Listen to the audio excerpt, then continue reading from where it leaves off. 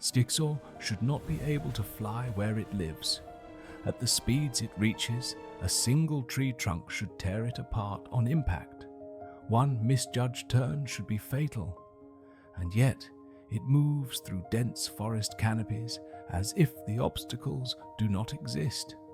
Its crimson exoskeleton is not decoration. It is an engineered flight system built to survive constant near collisions. Every plate, every joint, every fusion of metal and chitin exists to solve one problem: how to travel at extreme speed through spaces designed to destroy fast things. To understand how Scizor does this, we have to start where most of them fail, at the moment they first enter the forest. But this ability is not learned in open air. It begins where most of them never survive. The crimson forests of the temperate highlands are not merely dense. They are architecturally hostile.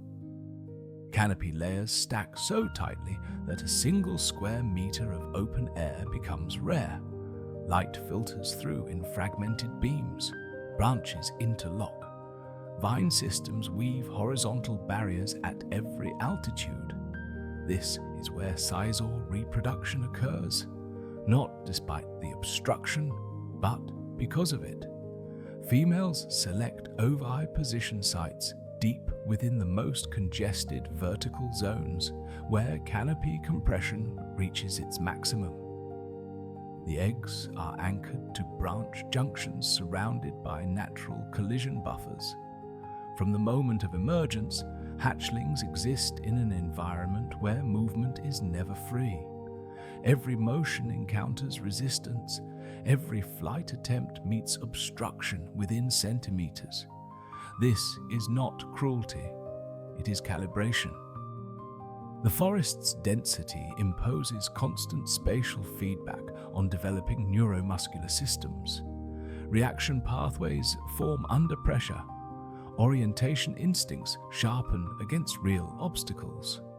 Body awareness develops not in open air, but in cluttered, punishing volumes where miscalculation has immediate physical consequences. The forest does not raise Scizor, it forges them. But the forest does not create hunters. At first, it mostly breaks bodies. The hatchling emerges with an exoskeleton that appears complete but is structurally compromised. The plates are present, the coloration is vivid, but the critical fusion points between segments remain unbonded. In mature Scizor, the exoskeleton functions as a unified stress distribution system. Force applied to one plate transfers across interlocking seams, dispersing impact energy across the entire body. In juveniles, this network does not yet exist. Each plate absorbs shock in isolation. Collisions concentrate rather than distribute. This is the primary cause of juvenile mortality. A fall from even moderate height can crack thoracic plating. A missed landing can shear wing anchor points. Torsional stress during rapid turns can fracture limb joints before they have fully calcified. The young Scizor is not merely inexperienced, it is mechanically incomplete. Survival in the first months depends entirely on avoidance. Juveniles do not test their bodies against the environment. They navigate around threat vectors entirely. Every movement is slow, deliberate, and constrained. Speed is not an option. The body cannot yet survive what speed demands. Growth is not about becoming faster. It is about becoming unbreakable. So, juveniles do not train for speed. They train to avoid it. For the first year of life, juvenile Scizor do not occupy the open canopy. They cannot. The structural limitations of their incomplete exoskeletons confine them to a narrower world, the corridors. These are the micro-environments within the forest's architecture. root tunnel networks beneath fallen giants, dense understory thickets where branch density creates natural walls, narrow vertical shafts between vine clusters, horizontal runs beneath interlocked canopy layers. Each corridor offers what open air does not: physical boundaries that prevent dangerous acceleration. Within these spaces, flight windows are measured in body lengths. There is no room to build momentum, no opportunity to reach velocities that the immature skeleton cannot survive. The walls are not obstacles. They are governors. Juveniles spend months navigating these confined geometries, developing spatial memory and collision prediction without ever experiencing true high-speed flight. Their neuromuscular systems mature under conditions of constant near contact. They learn to sense proximity, to anticipate obstruction, to adjust trajectory before commitment. When the exoskeleton finally completes its bonding cycle, the juvenile does not need to learn how to fly through dense environments. It has been practicing in miniature its entire life. The corridors were training grounds, but eventually, avoidance stops being enough. The body must change. The transformation from vulnerable juvenile to armored adult occurs over several molting cycles. With each shed, the new exoskeleton emerges denser, harder, and more thoroughly fused. The process is not merely growth, it is metallurgical. Scizor exoskeletons incorporate trace metallic compounds absorbed from dietary sources. These minerals concentrate at stress points, joint anchors, thoracic seams, wing root connections. Over successive molts, the organic chitin matrix becomes interlaced with metallic microstructures. The result is a composite material that behaves differently than either component alone. Pure chitin is lightweight but brittle under concentrated force. Metal is strong but heavy and prone to fatigue cracking. The hybrid material distributes load across both matrices simultaneously. Impact energy that would shatter chitin alone is absorbed by metallic lattices. Stress that would fatigue metal is dampened by the flexible organic substrate. The integration is not uniform. High impact zones receive greater metallic density. Joints retain more organic flexibility. Wing surfaces remain thin for aerodynamic efficiency, while their anchor points become nearly solid. The body becomes a map of compromise. Rigidity where survival demands it. Flexibility where movement requires it. When the final molt completes, the Scizor stands within a body that can survive what it is about to do. The armor is ready. The speed can begin. Armor alone does not solve impact. Something else has to take the force. The pincers are not simply weapons. They are engineering solutions to a force management problem. Adult Scizor hunt through interception. They strike prey at high relative velocity, often mid-flight, often within cluttered airspace. The kinetic energy involved in these captures is immense. Without specialized anatomy, the shock of impact would transfer directly into the thoracic core, damaging internal organs and destabilizing flight. The pincer system prevents this. Internally, each claw contains a series of interlocking plates that function as a gearing mechanism. When the pincer closes, force is not applied linearly. It spirals through the gear train, multiplying compression power while simultaneously redirecting reactive shock away from the body. The tendon routing follows helical paths that absorb impact as elastic deformation rather than rigid transmission. The result is a claw capable of crushing force that would cripple any other limb. Scizor can intercept hard-shelled prey at speed, apply lethal compression, and absorb the collision energy without structural consequence. The pincers become shock absorbers as much as weapons. This mechanism completes its development only after full exoskeletal integration. Juveniles possess the external claw shape but lack the internal gearing. They cannot hunt through impact. They scavenge, ambush stationary prey, and wait. The adult capability emerges only when the entire force channeling system aligns. Then the predator awakens. But even perfect mechanics fail if the body cannot fuel them. Speed has a metabolic cost. Sustained burst movement demands energy cycling rates that would overwhelm most arthropod physiologies. Scizor has evolved past this limitation.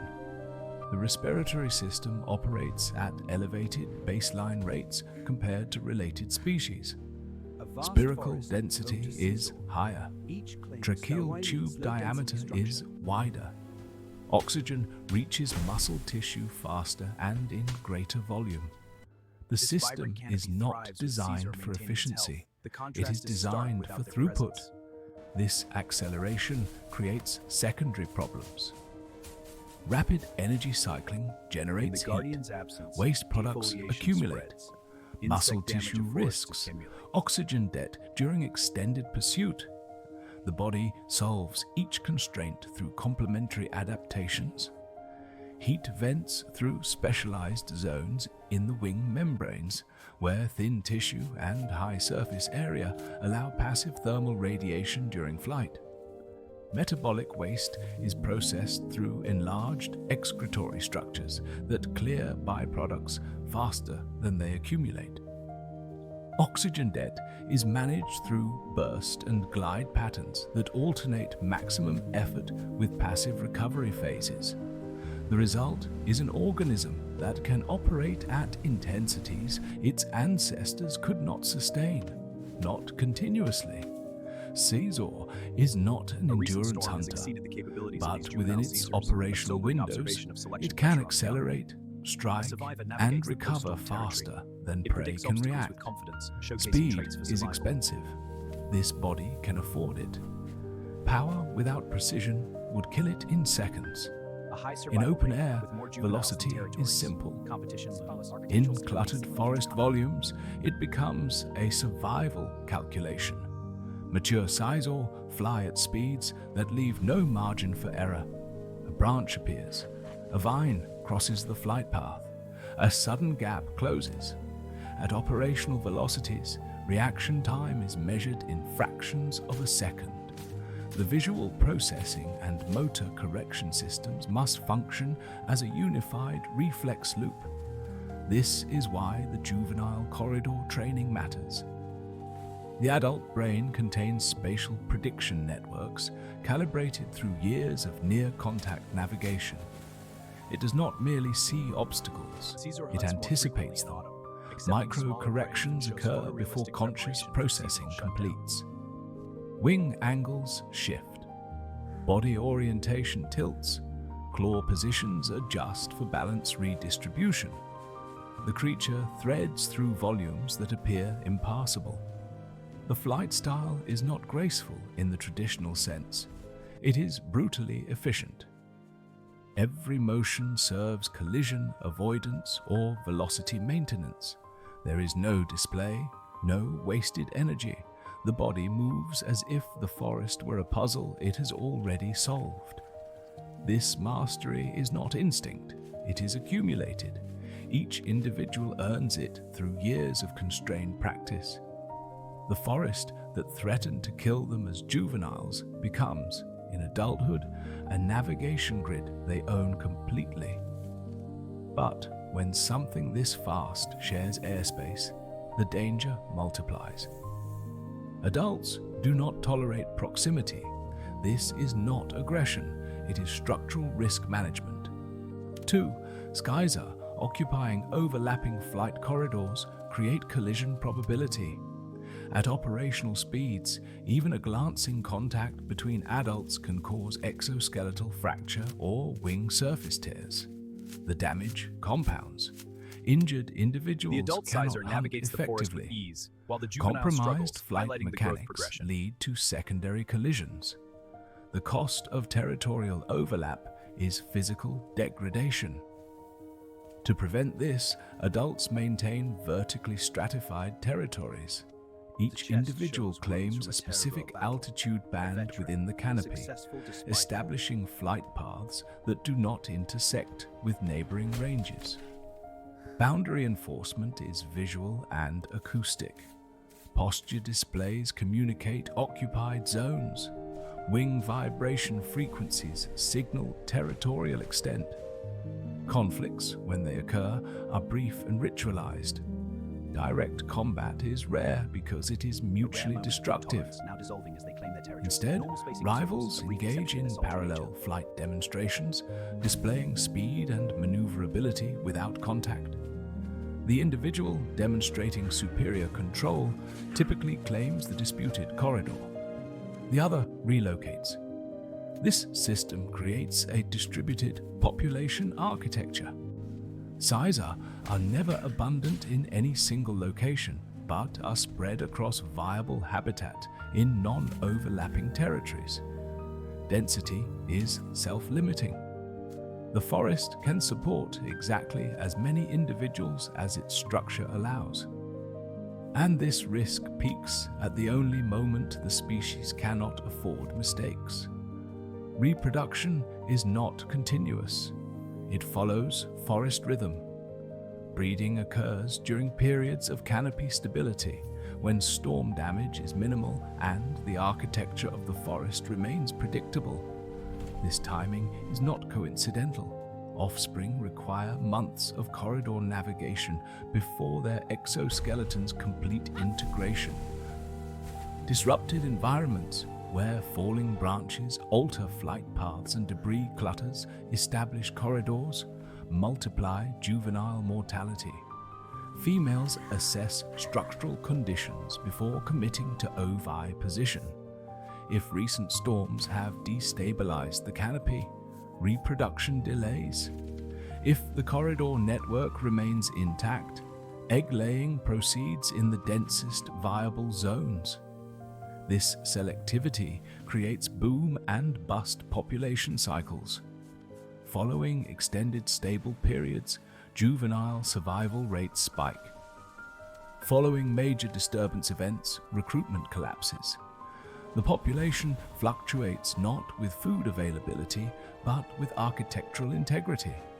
The timing ensures that offspring reach structural maturity before the environment demands it. They are not exposed to high-impact conditions until their bodies can survive them. The forest provides the window. The species has learned to use it. Because over time, Scizor does not just adapt to the forest, it reshapes it. A mature Scizor is more than a predator, it is an infrastructure manager. Their hunting patterns concentrate on abundant insect species whose populations, if unchecked, defoliate canopy zones and weaken branch structures. By cropping these populations, Scizor prevent the cascading failures that lead to canopy collapse. Their high-speed flight through corridors also physically prunes weak growth, clearing flight paths and preventing the overdensification that chokes light penetration. In forests where Scizor populations decline, the effects become measurable within years. Insect damage accumulates, corridors close, structural integrity degrades. The architecture that once supported diverse arboreal communities simplifies and fails. The crimson predator does not merely live within the forest. It maintains the forest. Every hunt, every flight, every territorial patrol contributes to the balance that allows the ecosystem to persist. A flash of red through the green tangle. A regulator at work. The forest's armored guardian